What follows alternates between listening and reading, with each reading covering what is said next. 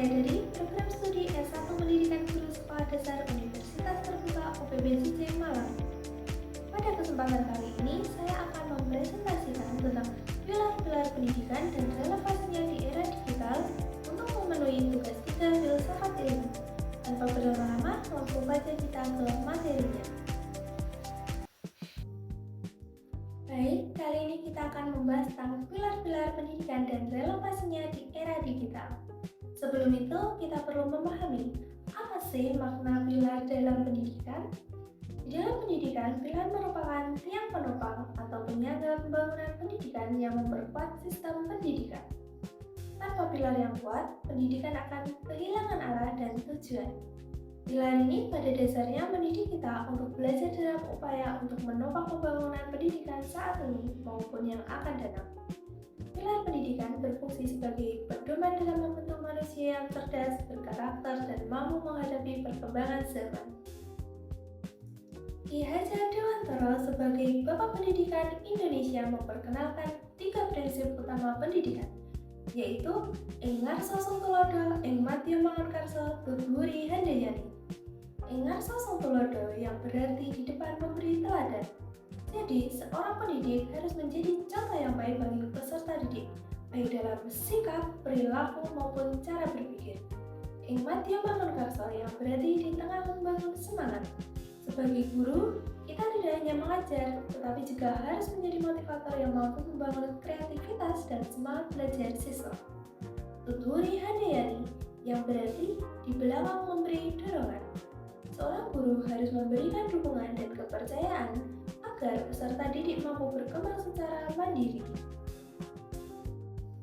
Di era digital seperti saat ini, prinsip-prinsip tersebut tetap relevan. Saat ini, teknologi memberikan kemudahan dalam memperoleh informasi dan melaksanakan pembelajaran. Namun, penerapannya menghadapi berbagai tantangan. Misalnya, dalam pembelajaran daring, guru tidak hanya dituntut untuk menguasai materi, tetapi juga harus menguasai teknologi digital seperti aplikasi pembelajaran dan media interaktif. Prinsip ing ngarsa sung tulodo dapat diterapkan dengan memberi contoh penggunaan teknologi secara bijak. Guru perlu menunjukkan bagaimana memanfaatkan internet untuk hal-hal yang bermanfaat seperti menghindari penyebaran berita bohong dan menggunakan media sosial secara positif. Hal ini penting karena banyak peserta didik yang mudah terpengaruh oleh informasi yang belum tentu benar. Selanjutnya, prinsip ing madya mangunkarsa. Prinsip ini terlihat ketika guru menciptakan suasana belajar yang aktif dan kreatif melalui diskusi online, video pembelajaran, maupun proyek digital. Guru perlu mendorong siswa agar tidak hanya menjadi pengguna teknologi, tapi juga mampu berpikir kritis dan kreatif. Yang terakhir, prinsip tuturi handayani. Prinsip ini sangat penting dalam membangun kemandirian belajar siswa. Di era digital, peserta didik memiliki akses informasi yang luas sehingga guru berperan sebagai pembimbing yang mengarahkan, bukan satu-satunya sumber pengetahuan. Namun, di dalam penerapannya terdapat beberapa tantangan seperti rendahnya literasi digital, penyalahgunaan teknologi, kecanduan gadget, hingga menurunnya karakter disiplin dan sopan santun peserta didik. Selain itu, masih terdapat kesenjangan akses internet dan fasilitas pendidikan di beberapa daerah di Indonesia. Menurut saya, pilar pendidikan Ki Hajar Dewantara masih sangat relevan untuk menjawab berbagai permasalahan pendidikan saat ini.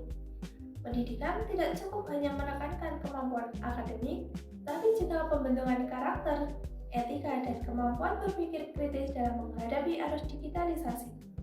Keteladanan, motivasi, dan dukungan dari guru tetap dibutuhkan agar peserta didik tidak hanya menguasai teknologi, tetapi juga memiliki karakter yang baik dan nilai moral yang kuat. Demikian yang dapat saya sampaikan. Terima kasih. Wassalamualaikum warahmatullahi wabarakatuh.